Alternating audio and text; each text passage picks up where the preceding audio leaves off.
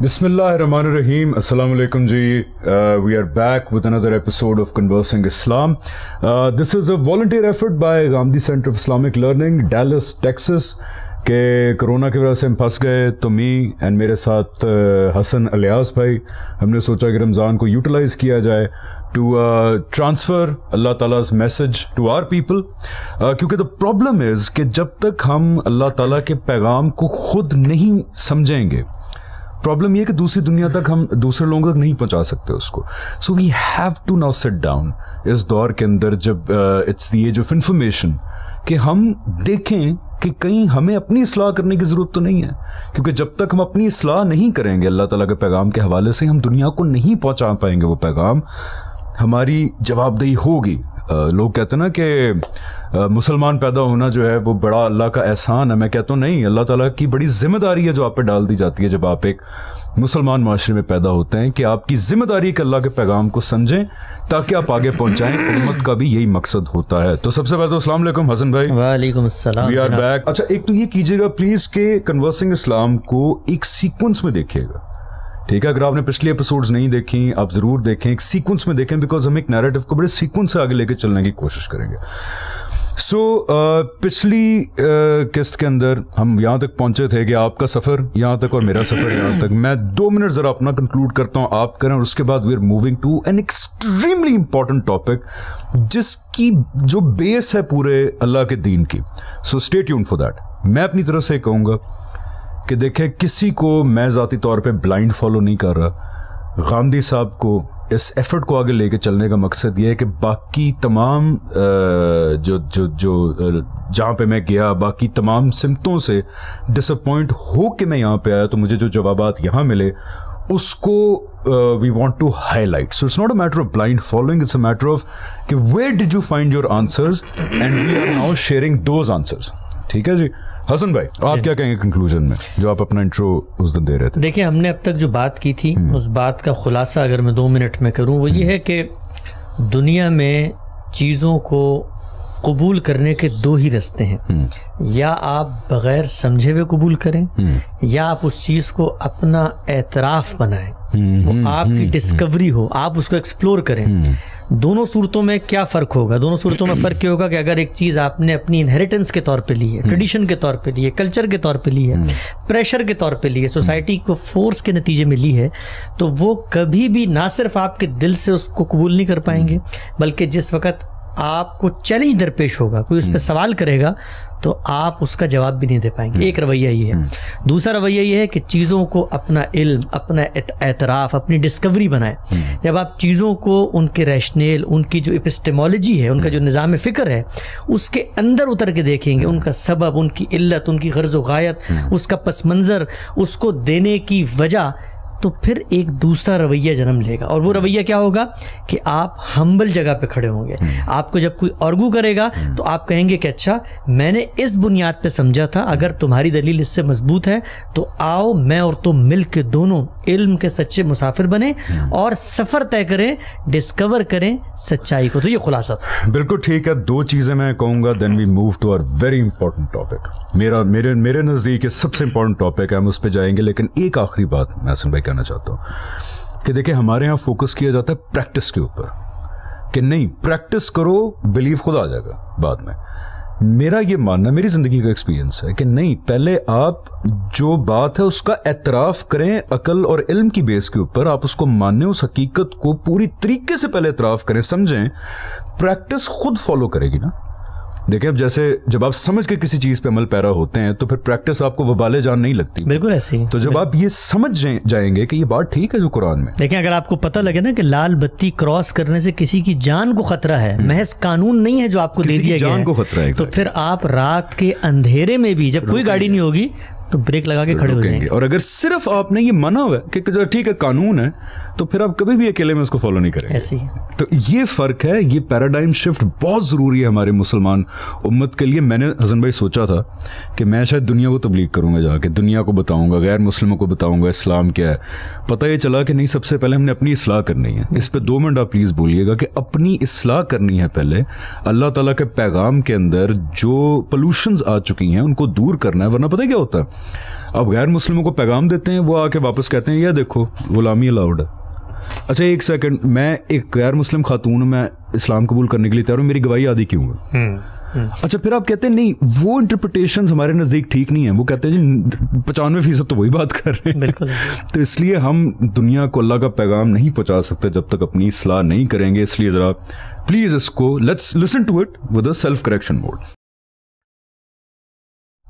आज हमारा टॉपिक बहुत इंपॉर्टेंट है हसन भाई। मैं जब तकरीबन खुदा पे यकीन तक पहुंच गया था ना, जब मुझे लगा कि ठीक है इस कायनात का नज़म देख के, अपनी फितरत देख के, अपना सेंस ऑफ राइट और रॉन्ग देख के लगता है कि कुछ ना कुछ है, ठीक है। Let me also tell you कि आजकल मेजॉरिटी भी यही सोचते हैं लोग कि कोई फोर्स है, आई एम श्योर जिसने बनाया होगा, वरना नहीं मुमकिन इतनी ऑर्गेनाइजेशन। देखिए ना, मैं ये मानने के लिए तैयार नहीं हूं कि विदाउट एनी कॉज एटम खुद सेल्फ कॉन्शियस हो गया अपने बारे में। आपसे आप बन गया नहीं, एटम खुद अपना सेल्फ कॉन्शियस हो गया आउट ऑफ नोवेयर। ये मानना ज्यादा मुश्किल है। अब स्टेज आ जाती है कि वो कौन है, क्या वो एक पर्सनल गॉड है, क्या वो एक ब्लाइंड फोर्स है, या क्या वो गॉड ऑफ स्पिनोजा है जिस पे आइंस्टाइन भी बिलीव करते थे कि यार वो एक क्रिएटिंग फोर्स है, कॉन्शियस भी है, लेकिन वो बस बना के आगे चले जाते हैं। यानी कोई डे ऑफ जजमेंट नहीं है, पर्सनल गॉड नहीं है, वो आपकी दुआएं भी नहीं सुनते। वो है कौन? उसके बाद the turning point in my life was, और आज के episode is very important. Turning point in my life was जब मैंने डिस्कवर किया कि रिसालत क्या चीज है। रिसालत जिसको हम इतना फॉर ग्रांटेड लेते हैं, रिसालत मैं समराइज करके बताऊंगा, उसके बाद आप उसको एक्सप्लेन करें।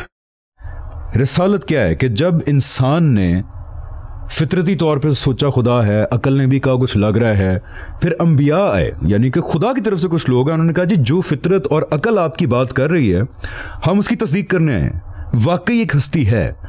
लोगों ने कहा यार अभी भी बात नहीं बनी, यार कुछ समझ नहीं आया कि क़यामत मुआखजा होगा, वो हस्ती बैठेगी, अदालत लगाएगी, सिर्फ बातें ही हैं, कुछ करके दिखाएं। मतलब लेट्स फेस इट, जो सुन रहे हैं बैठ के जरा अकेले में सोचिएगा कि do you really believe it. उसके बाद अल्लाह ताला ने क्या किया? अल्लाह ताला ने कहा ठीक है, आपको शक है कि वो दिन नहीं आएगा जिस दिन आप सबका मुआखजा होगा, जब उस दिन अदालत लगेगी, ठीक है, मैं दुनिया के अंदर आखिरी सबूत के तौर पे वो अदालत लगा के दिखा देता हूँ। बात सही है? इस सिलसिले की कड़ी के अंदर रिसालत शुरू हुई, यानी कि रसूल आना शुरू हुए। पूरा कुरान भरा हुआ है उससे कि हर कौम की तरफ अल्लाह ताला कहते हैं फिर रसूल भेजे। उन रसूलों का क्लेम क्या होता था? उन रसूलों का क्लेम ये होता था कि वही खुदा जिसकी आपकी फितरत डिमांड करती है, आपकी अकल डिमांड करती है, ये लोग अंबिया की सूरत में, जिनको इंडिया में संत कहते हैं, यहाँ पे शामन्स कहते हैं, बहुत सारे नाम हैं अंबिया के दुनिया के अंदर, वो आके तस्दीक करते रहे उस खुदा की तरफ से। अब हम वो अदालत बन के आए हैं इस कौम की तरफ, जिस कौम की तरफ उनको भेजा जाता था, जो अदालत क़यामत के दिन लगनी है, उसका एक लेबोरेटरी टेस्ट इस दुनिया के अंदर हम आपको खुदा की तरफ से करके दिखाएंगे, ताकि बाकी इसको देख के नसीहत लें कि अगर दुनिया में ये हुआ है तो उसका मतलब ये तो वाकई हकीकत होने वाली है। मैं अभी तक यहाँ ठीक हूँ? बिल्कुल ठीक है। उस रिसालत की आखिरी कड़ी हुजूर अकरम सल्लल्लाहु अलैहि वसल्लम, क्या क्लेम था उनका कि देखें मैं खुदा की तरफ से आया हूं अदालत बन के इस कौम की तरफ, अब मैं पूरी एनर्जीज अल्लाह ताला की तरफ से लगाऊंगा आपको हकीकत समझाने में, बताने में। जब हकीकत आपके दिल और दिमाग में उतर जाएगी, जब आप समझ जाएंगे कि ये बात ठीक है, और उसके बाद आप इनकार करेंगे, तो फिर अल्लाह ताला वही अदालत दुनिया में लगाएंगे। मोमिन मानने वालों को और सरकशों को अलहदा किया जाएगा, मानने वालों को अल्लाह ताला रिवॉर्ड करेंगे और सरकशों के ऊपर अजाब आएगा दुनिया के अंदर। इस पूरी अल्लाह ताला की जो अदालत बर्पा हुई इस दुनिया के अंदर आखिरी बार इसलिए कह रहा हूं बिकॉज इससे पहले भी बहुत कहानियां ना, कौम आद, कौम समूद, हजरत मूसा, हजरत ईसा, हजरत सालेह, हजरत शुएब, हजरत नूह, हूद, हजरत इब्राहिम, उस सिलसिले की आखिरी कड़ी। अब आखिरी दफा क्यों आए थे हुजूर सल्लल्लाहु अलैहि वसल्लम? क्योंकि इस पूरी रिसालत के रिकॉर्ड को महफूज कर दिया गया एक डॉक्यूमेंट में जिसको हम कहते हैं कुरान। ठीक है जी, कुरान और रिसालत अल्लाह ताला के होने का इस कायनात में सबसे बड़ा सबूत है। बिल्कुल, अल्लाह ताला के एक पर्सनल गॉड होने का सबसे बड़ा सबूत। बिल्कुल। बदकिस्मती हमने उस जाविये से देखने छोड़ दिया उसको। बिल्कुल ऐसे ही आप देखें कुरान मजीद के बारे में जो आपने भी गुफ्तगू की, बड़ी बड़ी मुझे खुशी हुई कि आपने इसको इस जगह से अप्रिशिएट किया, और खुशी होती है जब अपने शागिर्दों को देखते हैं। अच्छी बात है, वही बता रहे हैं, वो नहीं होते सेंसे अप्रेंटिस। नहीं, लेकिन आपने बहुत अच्छे तरीके से इसको समराइज़ किया। ये वो चीज़ है हमजा भाई जो मुझे लगता है कि हर मुसलमान की ज़ुबान पर जारी होनी चाहिए। उसकी वजह क्या है? उसकी वजह यह है कि हम कुरान मजीद को मुसलमान अपने सीने से लगा के रखते हैं। हम 1400 साल से उसकी हिफाजत कर रहे हैं, हमारे यहाँ उसके हुफ़ाज़ तैयार हो रहे हैं, हमारे यहाँ उसके मदारिस कायम हुए हैं। हम चाहते हैं कि अपने बच्चों को कुरान पढ़ाएं, कुरान से हमें एक लगाव है, हम समझते हैं खुदा की किताब है।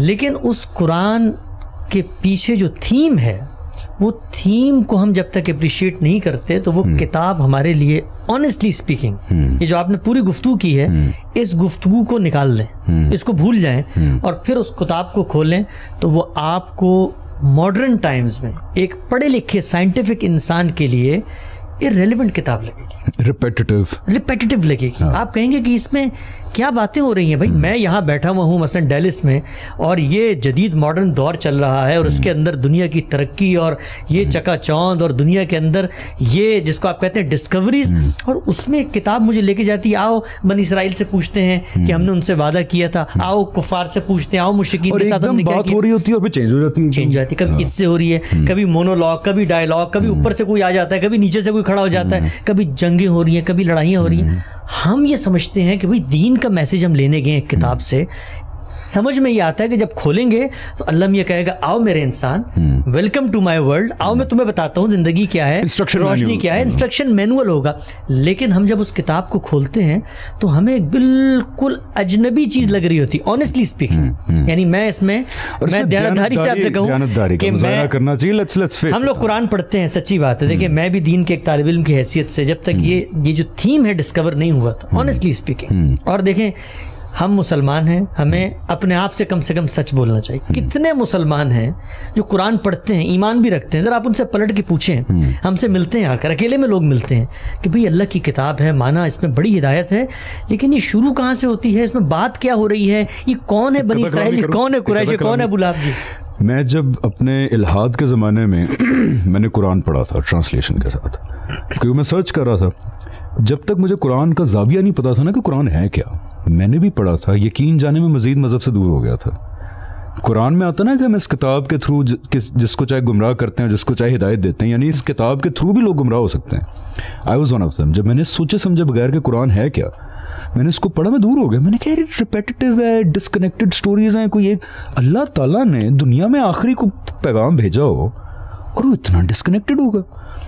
उसके बाद कुछ सालों बाद जब मैं समझा कि ये है क्या डॉक्यूमेंट, ये तो उस इतने बड़े वाक़े का, अल्लाह ताला के आखिरी प्रूफ का इस दुनिया में का हिस्टोरिकल रिकॉर्ड है जिसमें हमारे लिए हिदायत भी है।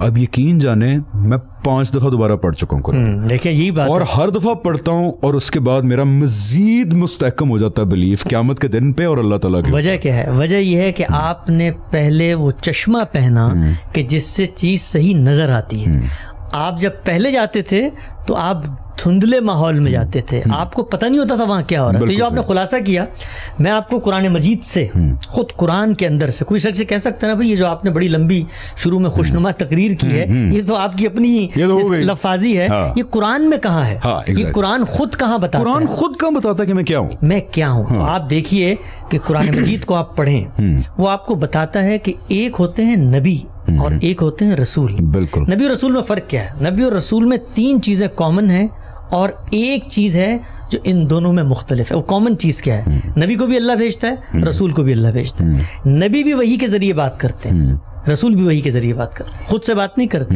नबूवत और रिसालत को इक्तसाबी अमल नहीं, इक्तसाबी का मतलब कि इवॉल्व होता है, या आप अपनी ख्वाहिश से नहीं हासिल कर लेते, हाँ, अपनी मेहनत से नहीं हासिल करते। कलामी माफ, हज़रत मूसा सहरा में जा रहे हैं फैमिली के साथ, अल्लाह ताला ने दे दिया, वो कहते हैं मैं जरा लकड़ियां लेके आता हूँ, अल्लाह ने कहा तुम नबी हो, तुम रसूल हो आज से। तो ये इक्तसाबी अमल नहीं। ये दूसरा कॉमन फैक्टर, दोनों को अल्लाह चोजन वन होगा। तीसरा, दोनों की हिदायत, दोनों का जो प्रीचिंग का कंटेंट है वो सेम होता है। वो क्या है? इंजार और बशारत, याद दहानी।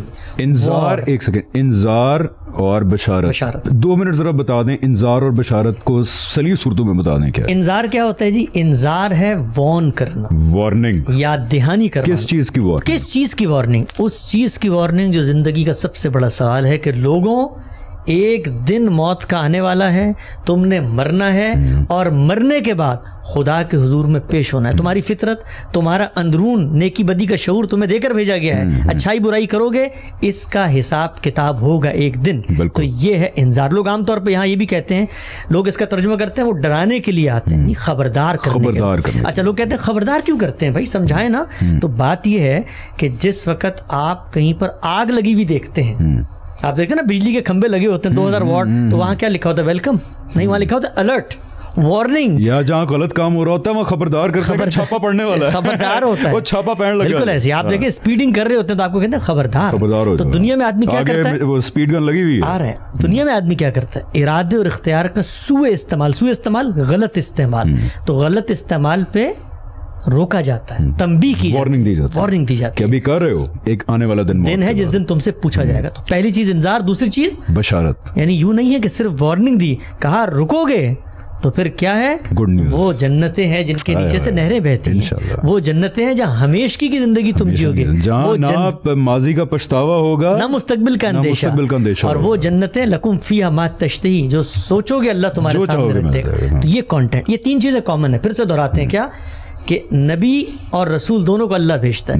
नबी और रसूल दोनों वही के जरिए बात करते हैं। नबी और रसूल दोनों की दावत का कंटेंट आलमी होता है, यूनिवर्सल होता है। वो यूं नहीं है कि एक कौम को जो कंटेंट पेश किया है वो उनके साथ खास। एक मिनट, नबी और रसूल आते कौमों के ऊपर हैं, लेकिन उनकी जो दावत होती है वो हमेशा यूनिवर्सल। मिसाल देता हूं मैं आपको, एक कौम में नबी आए, वो कौम गीबत कर रही थी, तो नबी उसी कौम को कहेंगे गीबत ना करो।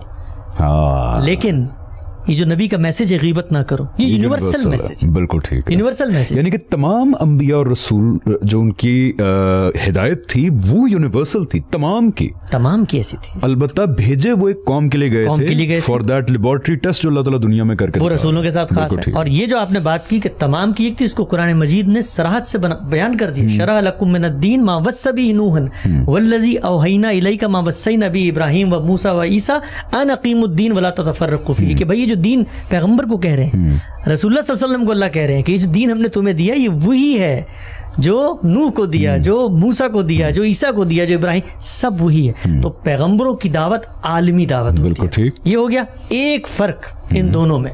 वो फर्क क्या है कि रसूल दावत देकर महज रुखसत नहीं हो जाते, नबी दावत देकर रुखसत, दावत दी, कामयाब हुए नहीं हुए, नबी आपने बता दिया, हाँ। दुनिया से आप चले गए। बिल्कुल ठीक। रसूलों के बाब में अल्लाह ताला ने एक कानून बयान किया। वो कानून ये है, वली कुल्ली उम्मत रसूल फैज़ा जाअ रसूलुहुम उज़िया बैनहुम बिलक़िस्त वहुम ला युज़लिमून। भाई हर उम्मत के लिए एक रसूल है। जब रसूल हम भेजते हैं तो वो महज मुनादी करके नहीं चला जाता, बल्कि वो लोगों को ये बताता है कि अगर तुमने खुदा को नहीं माना तो इस दुनिया के अंदर तुम्हारे साथ वो मामला होगा जो आखिरत में होना है। यानी आखिरत का एक ट्रेलर, एक रेप्लिका, एक मूवी दुनिया में शॉट दिखा दी जाए। जिसका मकसद क्या है? जिसका मकसद ये है कि दुनिया को ये मैसेज दिया जाए, यानी कौम को तो मैसेज चला गया क्योंकि वो तो खत्म हो जाएंगे। कौम को मैसेज चला गया, कौम को तो मैसेज चला गया। दुनिया को ये मैसेज दिया जाए कि तुम कहते थे कि खुदा है, तुम कहते थे कि खुदा नहीं है, खुदा ने तुम्हें फितरत में पहले शऊर दिया, फिर रसूल भेजे, रसूल को भेजने के बाद याद दहानी करवाई, तुम नहीं माने तो देख लो मैंने यहाँ क्या किया है। तो जो ब्रेक पे जाने से पहले जो गवाही मुसलमान उम्मत ने देनी थी वो यही गवाही थी ना? बिल्कुल ही गवाही थी। यानी हमने तो दुनिया को ये बताना था कि देखो तुम लोग कहते हो खुदा तो जमीन पे खड़ा हुआ दिखा सकते हैं हम लोग। ये किताब है, ये कुरान है, वो अदालत बर्पा हुई जमीन पे आखिरी दफा बता के हुई। इस पूरे वाक़े की, इस रिसालत की, इस दुनिया में अल्लाह ताला की अदालत बर्पा होने की गवाही देनी थी इस उम्मत ने।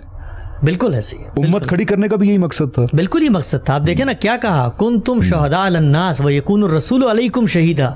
ये रसूल तुम पर गवाही दे रहे हैं और ए बनी इस्माइल तुमने अब दुनिया पर गवाही देनी है। क्यों देनी है? हाँ। क्योंकि तुम्हारे पास वो दैनूनत का मतलब क्या कि वो डे ऑफ जजमेंट जो आखिरत में होना था उसका एक रेप्लिका, उसका एक ट्रेलर तुम्हें दुनिया में दिखा दिया। क्यों दिखा दिया गया है, इसकी मजीद तफसील बिल्कुल ठीक है जी, हम ब्रेक पे जाएंगे। ब्रेक से वापस आगे वेरी इंपॉर्टेंट टॉपिक कि क्यों रिसालत और कुरान खुदा के होने की इस दुनिया में सबसे बड़ी और सबसे आखिरी और कतई दलील है, जिसकी शहादत इस उम्मत ने देनी थी और हम और चक्रों में पड़े हैं unfortunately. So will continue after the break.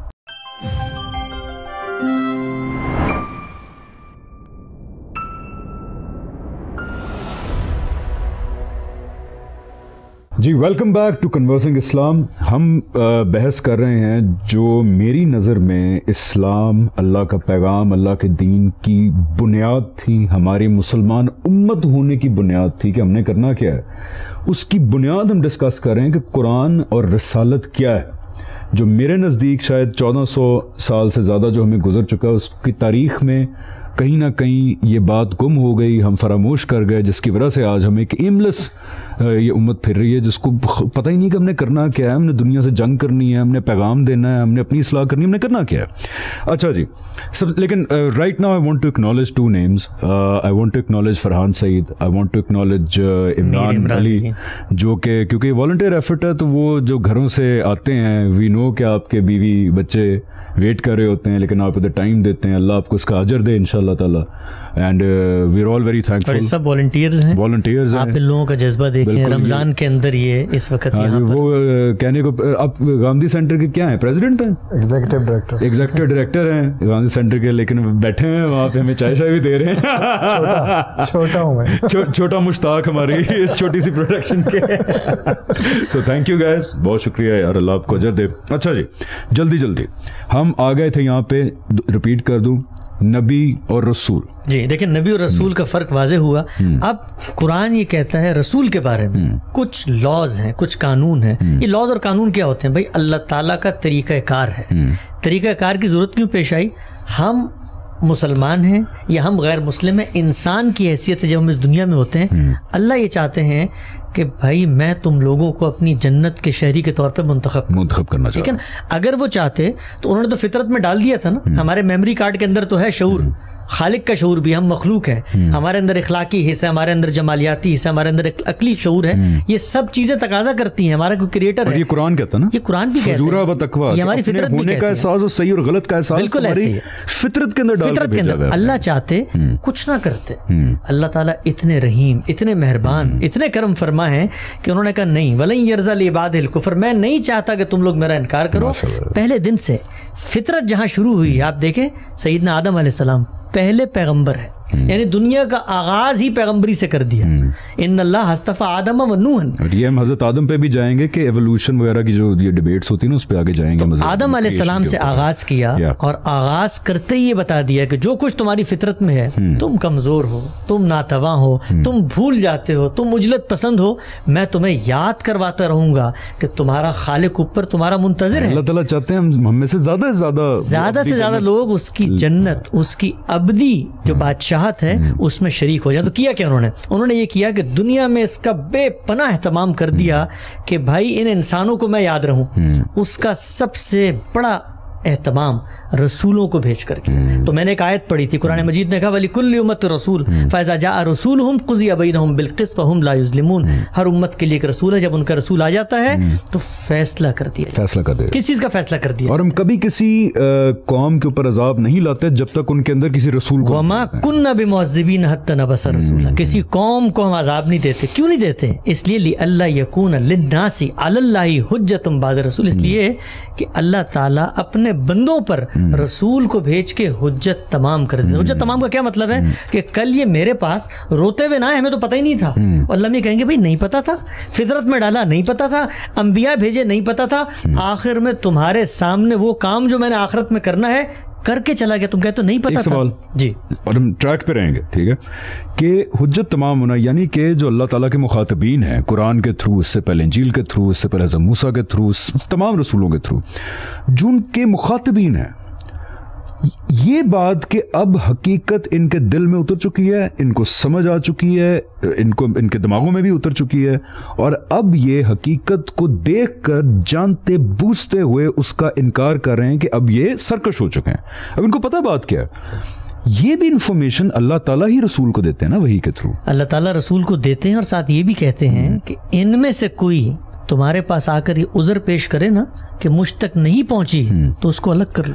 ठीक है, बहुत इंपॉर्टेंट पॉइंट है, सॉरी, क्योंकि आगे हम इसी चीज़ को एक्सप्लेन करेंगे कि रसूल आते हैं लेकिन अजाब का फैसला उसी वक्त होता है। कुरान उसकी सबसे बड़ी दलील है कि जब अल्लाह ताला बताते हैं कि अब ये हकीकत जान चुके हैं और ये जानते बूझते हुए इसका इनकार करें, जिसको कहते हैं काफिर होना, ठीक है ना। और ये रसूल को अल्लाह ताला बताते हैं, उस वक्त तक अजाब नहीं आता, उस वक्त तक बिल्कुल अल्लाह ताला का कोड़ा नहीं चलता जब तक ये बात तय ना हो जाए। क्यों ना हो जाए, और अल्लाह ताला करे, क्योंकि दिल का मामला है ना, क्यों ना तय हो जाए। इसलिए कि ये कोई मजाक नहीं है कि आपने किसी फलसफी, किसी हकीम, किसी दाना, किसी सियासतदान का इनकार कर दिया है।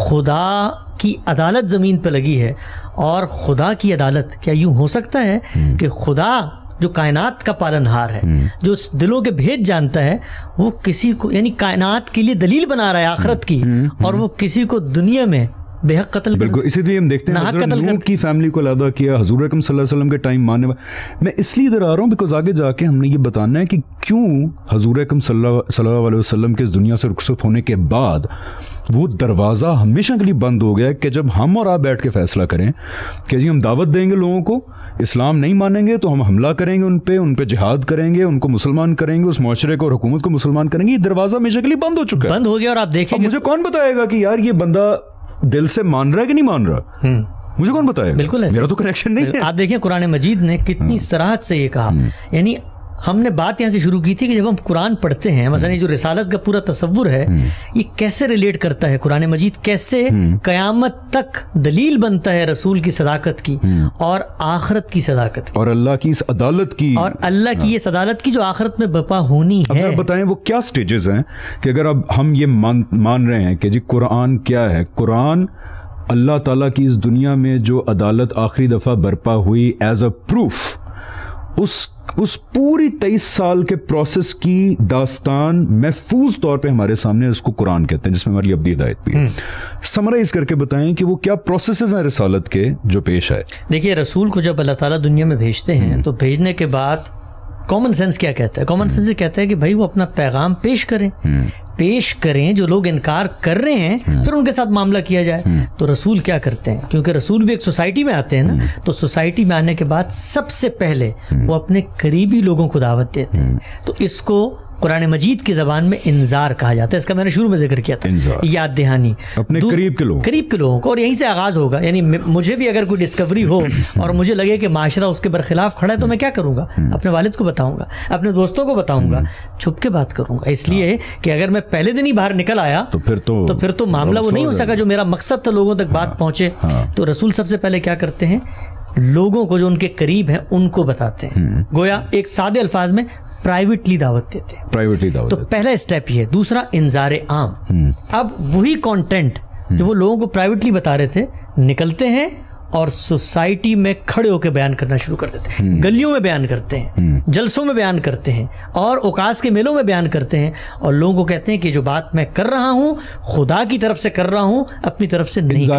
इंजार आम, पहला इंजार फिर इंजारे आम। इसके बाद क्या होता है? इसके बाद ये होता है कि रसूल को मानने वालों की अगर कोई तादाद बन जाती है, कोई लोग आ जाते हैं, ये भी आप देखें कितना नेचुरल फिनोमेना है। अल्लाह ताला ने यूँ नहीं किया कि इरादे और इख्तियार की आज़ादी है ना, जो चाहे माने जो चाहे इनकार करे।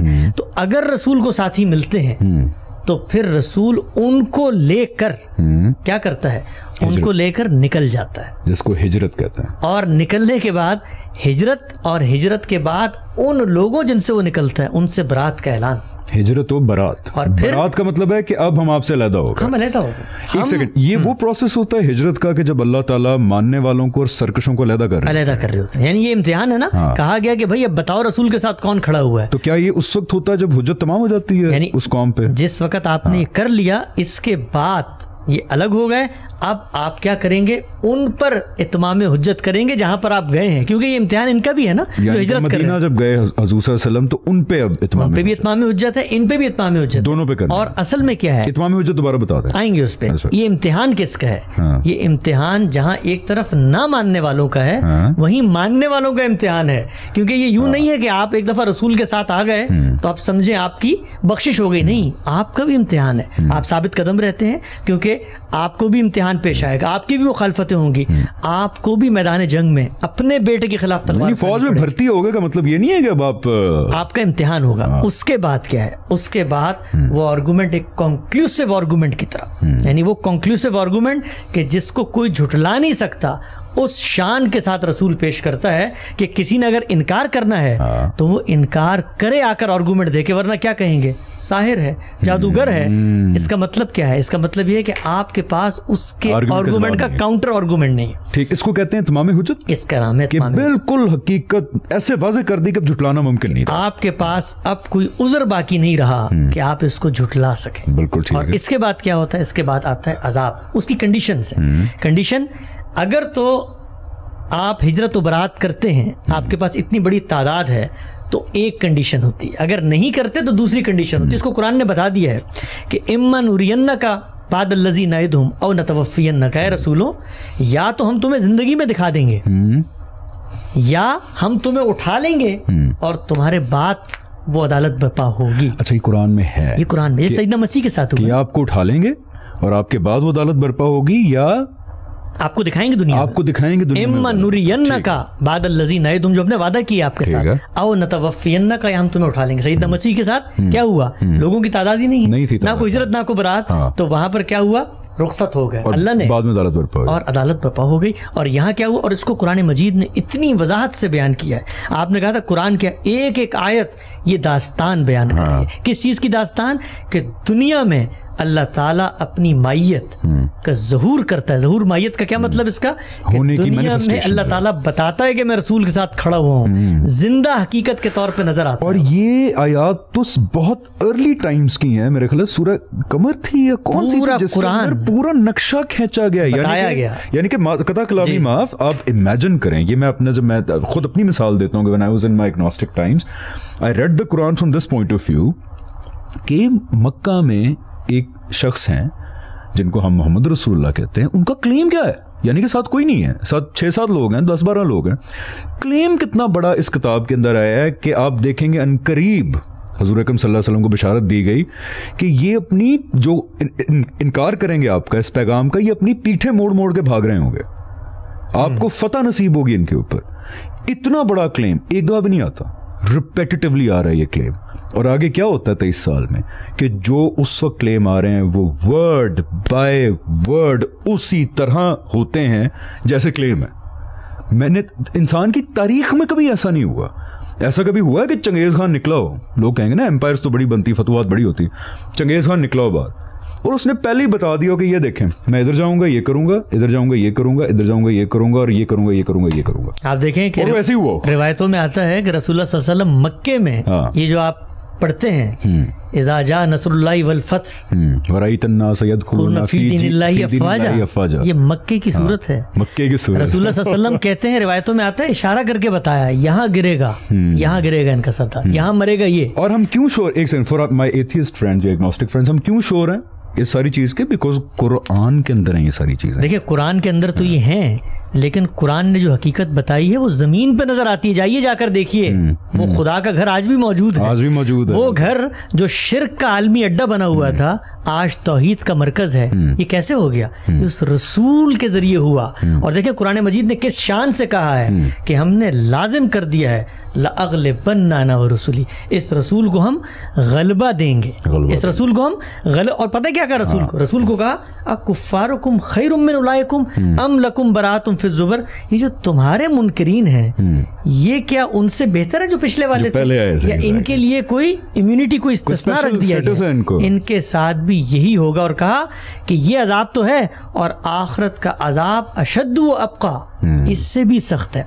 तो ये कुरान मजीद जो आपके सामने ये है क्या? ये रसूल की उस रिसालत, उस मिशन की दास्तान है, जिस दास्तान के जरिए अल्लाह ताला ने मुझे कयामत तक इंसानों को ये पैगाम दिया है। सादा मिसाल से बताता हूँ, एक फिल्म चला दी हमारे सामने अल्लाह ने, और उस फिल्म में हमें ये बताया है कि अगर तुम बाहर निकलोगे और उस गड्ढे के पास पहुंचोगे तो तुम गिर जाओगे और हलाक हो जाओगे। ये फिल्म है हमारे सामने जो रोज चलती है, और हमें क्या बताती है कि अल्लाह एक दिन यही काम आखिरत में भी करेगा। आखिरत में भी करेगा। इसलिए मैं 5-6 साल पहले ये एक बहुत बड़ी रेवलेशन थी मेरे लिए कि कुरान है क्या, और जब ये समझ आई तो कुरान की अजमत, कुरान का क़यामत तक अल्लाह ताला की इस दुनिया के अंदर दलील होना, वो सब आप पे ऐसे हो जाता है कि अब आप जितनी दफ़ा कुरान पढ़ते हैं आप उतनी दफ़ा अमेज होते हैं कि हैं ये भी था। अच्छा, समराइज करते हैं। उसमें वो जो पुराने किस्से कहानियां, हाँ, उसमें वो बातें जो रिपीट हो रही हैं, हाँ, वो यूं नहीं है कि अल्लाह मियाँ कोई तारीख सुना रहे हैं, वो उस कौम को ये बता रहे हैं कि देखो इन के साथ मैंने ये किया था, तुम्हारे साथ भी यही होगा। हाँ। तो आज हम जब उसको पढ़ते हैं, हाँ, तो वो हमारे लिए रसूल की हक्कानियत, उसकी सदाकत, क़यामत तक उसके सच्चे पैगंबर होने की दलील है। ये ऐसी है कि अल्लाह ताला ने हमें पेपर दिया था, लेकिन साथ हमें बुक भी दे दी जवाबात वाली। इतने वो रहमान और रहीम ज़ात हैं अल्लाह ताला कि आपको कसर नहीं छूटी हुई पीछे कि हम इनकार करें। अच्छा, टू समराइज इट, और फिर मैं आता हूँ, आखिरी कुछ मिनट्स हैं कि इसकी गलत इंटरप्रिटेशन की वजह से क्या क्या मसाइल खड़े हो गए। अभी मैं समराइज करता हूँ कि देखें, अल्लाह ताला ने सही और गलत का शऊर और अपने होने का शऊर, और ये बाय द वे कुरान से बातें कह रहे हैं, हमारी फितरत में डाला, इल्हाम किया उसको, ठीक है। उसके बाद जो पहले इंसान थे हज़रत आदम, उनसे अल्लाह ने कलाम भी किया, यानी कि यहीं तक बात नहीं छोड़ दी कि फितरत में रख दिया, उनको फिर कलाम करके पूरी स्कीम ऑफ थिंग्स समझाई कि दुनिया में रहो, मेरे बंदे बन के रहो, मैं अपनी जन्नत के लिए इंतखाब कर रहा हूँ इंसानों का, फ्री विल्ड बींग्स का, अच्छे काम करो, ठीक है। इंसानियत ने फिर भी उसको ज़रा फरमोश कर दिया। इंसान, अब देखें ना, आजकल भी हालात देखें तो इंसान को अच्छी चीज़ तो नहीं है। जब फरामोश कर दिया तो अल्लाह ताला इतने रहमान और रहीम है कि फिर अंबिया भेजे, फिर नबी भेजे जो बार बार आके करेक्ट करते रहे उनको। फिर भी इंसान माशाल्लाह, अल्लाह ताला कुरान में कहता है ना कि इंसान बड़ा वो है, जल्दबाज, जुलूमन जहूला। इंसान ने फिर भी कहा कि नहीं, तो फिर अल्लाह ने कहा अच्छा डाउट कर रहे हो आखिरत की जजमेंट को, आखिरत की क़यामत को, ये लो फिर दुनिया में डेमोन्स्ट्रेट कर देता हूँ। बहुत सारी उसकी कड़ियाँ आई जो कुरान के अंदर मेंशन्ड है, और आखिरी दफ़ा आप सल्लल्लाहु अलैहि वसल्लम के थ्रू ये अदालत बर्पा हुई। आखिरी दफ़ा क्यों हुई? कि तारीख की रोशनी में हुई, उसके ऊपर कुरान आ गया। यानी कि अब कोई एथिस्ट भी डिनाई नहीं कर सकता कि आप सल्लल्लाहु अलैहि वसल्लम आए थे और इसी तरह वाक़या हुआ था।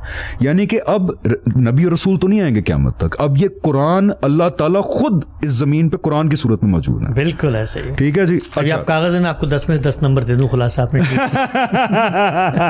ये चीज़ ठीक है। बड़े साल लगे यार ये समझने में, मुझे ऐसा लोगों को पता नहीं होता कि मैं भी सालों से खप रहा हूँ। मैं आपको बताऊँ हमजा भाई, ये तस्वुर आपको डिस्कवर हो गया ना, एक्सप्लोर हो गया। अब खुदा की किताब को कहीं से खोले आपको मिलेगा ही। मेरी बहन सबसे बड़ी मिसाल है। मेरी बहन डॉक्टर फजीला, पहले उनको कई दफ़ा कहना कुरान पढ़ें तो वो भी पढ़ती थी, फिर बंदा छोड़ देता है। फिर जब से उनको इस जाविया समझाया है, मेरी बहन का कोई रिलीजियस बैकग्राउंड उस तरह नहीं है, पहली दफ़ा पढ़ी आके बताती ये देखो अब अल्लाह ताला सूरह बकरा में बनी इसराइल को बता रहे हैं ना, ये उस वक्त की यहूदियों को, कि ये पहले भी देखो हो चुका है तुम लोगों के साथ। तो मैं कहा ये इम्पैक्ट होता है सिर्फ जाविया दुरुस्त कर लेने का। अच्छा, जल्दी से मैं आ रहा हूँ। सवाल ये है कि अब कुरान क्या है। आई होप कि we are able to tell you in this very limited time कि कुरान असल में है। इस पे मजीद भी लोगों को सवालात हो, आइंदा भी इंशाल्लाह आइंदा भी करते रहेंगे। अभी हम कोशिश करेंगे जरा टच करके आगे जाएं, बिकॉज बहुत सारे टॉपिक्स हम कवर करना चाहते हैं। अब इस कुरान को, हमारे लिए सबसे इंपॉर्टेंट डॉक्यूमेंट दुनिया में यही है, इस तरह ना समझने की वजह से कि ये एक अल्लाह की अदालत बर्पा होने की दास्तान है, क्या क्या मसाइल पैदा हुए पिछले 64 साल में। एक की मैं फॉर एग्जांपल आपको मिसाल देता हूँ, उसके बाद आप इसको बड़े नटशल में जिस तरह बता सकते हैं कि अकामत दीन कि दुनिया में इस्लाम गालिब आएगा। ये अल्लाह ताला का हमारे कॉमन प्रेवलेंट नैरेटिव ये है कि वादा है मुसलमानों से, और कुरान की कौन सी आयत है वो अकामत दीन में, कुल्लु लिल्लाह। इसका क्या मतलब है कि दीन सारा का सारा अल्लाह के लिए होगा, दीन सारा का सारा अल्लाह ताला के लिए होगा, और इस दीन को बाकी दीनों के ऊपर वो होगी, गलबा होगा इस दीन का। अब जब आप कुरान पढ़ते हैं जाविये से, तो वो आयत आती है आप सल्लल्लाहु अलैहि वसल्लम के ऊपर, आपको बताया जा रहा है कि ये जो मुशरिकीन हैं, ये जो नहीं मानते, आप बेफिक्र हो जाएं, हम इस रिसालत की आखिरी स्टेज के ऊपर आपके दीन को इन तमाम लोगों के दीन के ऊपर गालिब करेंगे। एकदम आप देखते हैं कि रसूल से बात हो रही किसके बारे में, को अब्दी हुक्म नहीं था कि क़यामत से पहले पूरे का पूरा दीन दुनिया में गालिब होगा। ये अल्लाह ताला की स्कीम नहीं है वो। इसको हम जब आइसोलेशन में वर्स को देखते हैं तो क्या अहकामात मिलते हैं हमें आज के ज़माने में, जो बताया जाता है कि एक दिन पूरी दुनिया पे इस्लाम गालिब आएगा, वाइट हाउस पे झंडा लगाएंगे हम। ठीक है जी, लेट मी ऑल्सो थोड़ा सा से यहाँ पे, टाइम तो नहीं ख़त्म हो रहा ना, मैं थोड़ा सा टाइम ले लूँ प्लीज़। दाइश एक ऑर्गेनाइजेशन है, सारे मुसलमान को बड़ी नफरत है ना दाइश से। हम कहते हैं यार दाइश ने बड़ा गलत किया, दाइश ने बड़ा गलत किया, देखें मुसलमान यूनाइटेड। मुझे ज़रा जसारत करने दें अपनी, कहते हैं ना कि खुद अपने अंदर झांकें कि वो क्या ऐसे बिलीफ्स हैं जो दाइश के भी थे, हमारे भी थे, हमारे भी हैं। Let's make this effort. हमें जरा मुनाफिकत से बाहर आ जाना चाहिए थोड़ा सा। बस वो बयान करते हैं, हम बयान नहीं करते उससे। वो बयान करते हैं, वो उस पर अमल कर रहे हैं। हमें इस्लामियात की बुक्स में पढ़ाया जाता है, हमें हर जगह ये बताया जाता है, लेकिन हम अमल नहीं कर रहे। क्या बिलीव्स हैं? नंबर 1 कि तमाम मुसलमानों को एक रियासत में रहना चाहिए, जिसको हम क्या कहते हैं, खिलाफा। ठीक है, एक आलमी मुसलमान रियासत बननी चाहिए जिसके अंदर सारे मुसलमान रहें, दारुल कुफर में नहीं, इधर रहें। तो दाइश क्या कर रही थी? वो भी तो ये बना रही थी ना, उनका खिलाफत अनाउंस कर दी है, सारे आओ यहाँ पे। अच्छा, उसके बाद जब ये रियासत बन गई तो अब जो गैर मुस्लिम रियासतें हैं, ठीक है, जो गैर मुस्लिम हुकूमतें हैं, उनको हमने गिराना है और उनको मुसलमान बनाना है। ये कहा जाता है।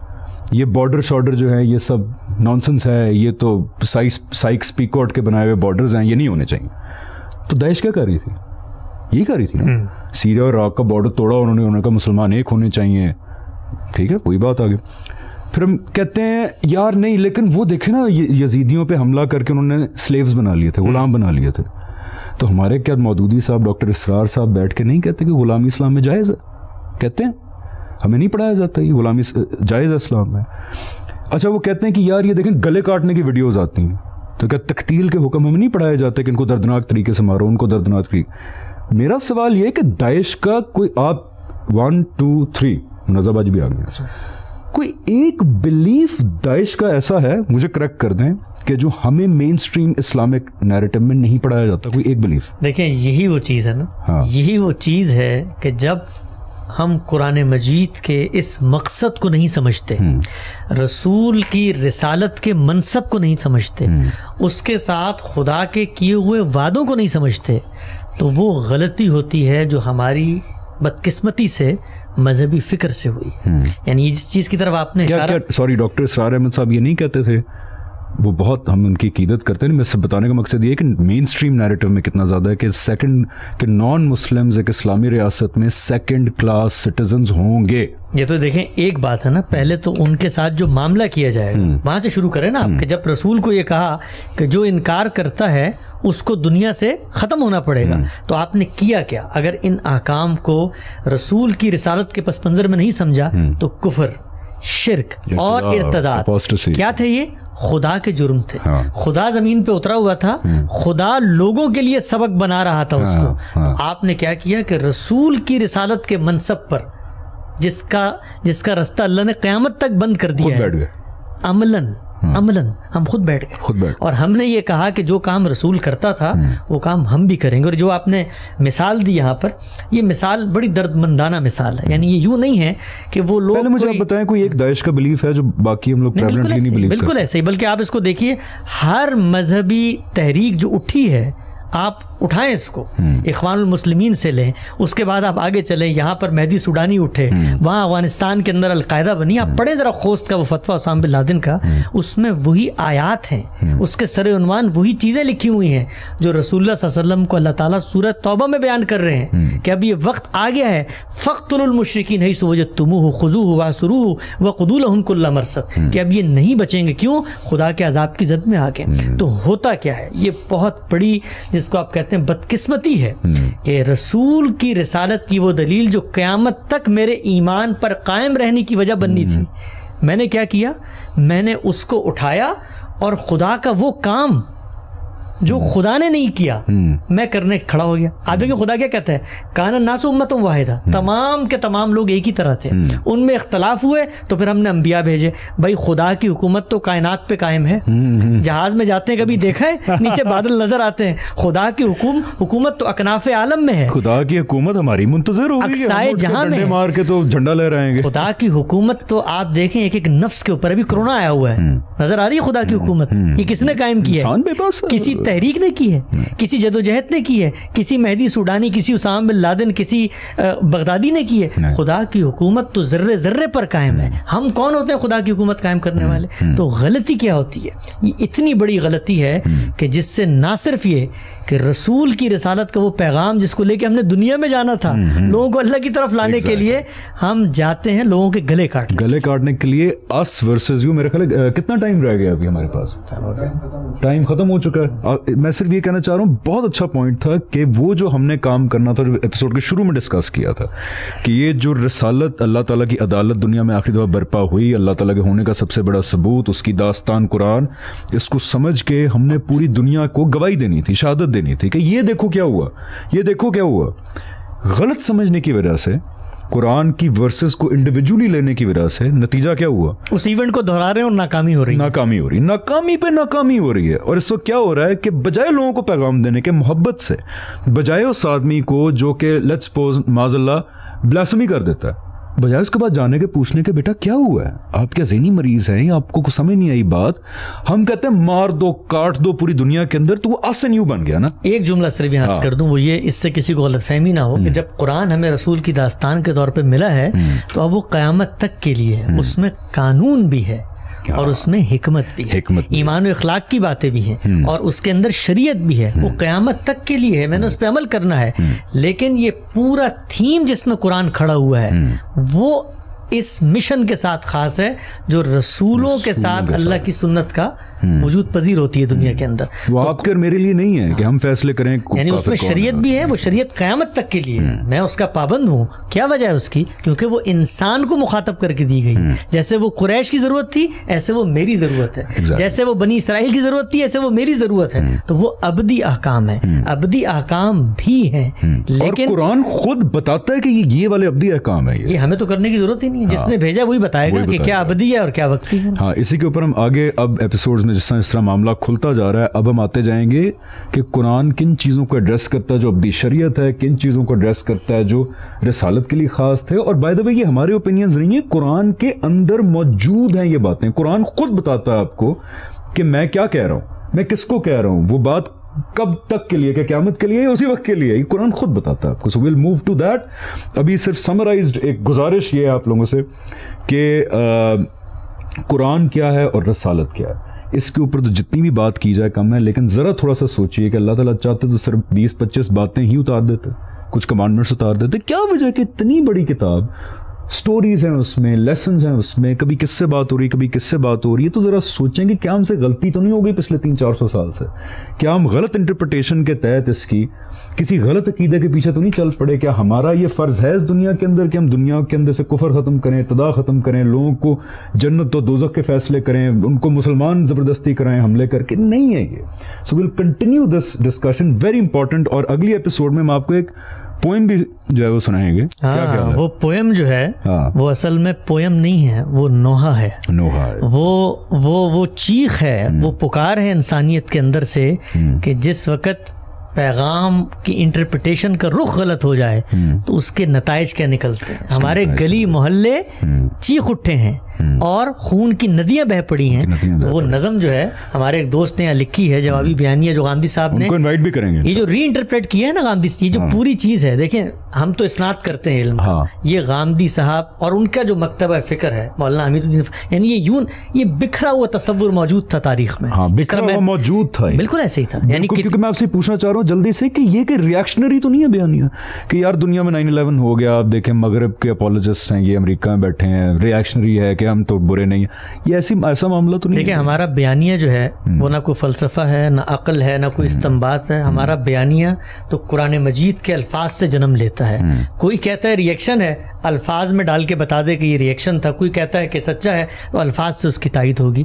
तो जो कुछ है वो बेस्ड ऑन अल्लाह की किताब है। जो मैंने आपके सामने आयतें पढ़ी, इसमें कहीं मैंने जिक्र नहीं किया कि सदर बुश ने न्यू वर्ल्ड ऑर्डर जारी किया था तो उसके बाद हमें दीन को री इंटरप्रेट करना चाहिए। तो मैंने तो कुरान की आयतें पढ़ के सुनाई आपके सामने कि कुरान ये कह रहा है। तो अगर किसी को लगता है कि ये रिएक्शन है तो कुरान की आयतें पढ़े, बोले आपने इनका तर्जुमा गलत किया, इसका तर्जुमा तो असल में ये था। बिल्कुल ठीक है। So we will end today, time ख़त्म हो गया है। लेकिन कुरान क्या है, रिसालत क्या है, क्योंकि ये बेसिस है फॉर द होल दीन, तो इसको हम अगले एपिसोड में भी जारी रखेंगे कि इसको ना समझने की वजह से क्या क्या मुश्किलात कहाँ पेश आई। Thank you so much Hasan भाई, I will see you tomorrow इंशाल्लाह, and see you in the next episode इंशाल्लाह ऑफ कन्वर्सिंग इस्लाम। बहुत शुक्रिया।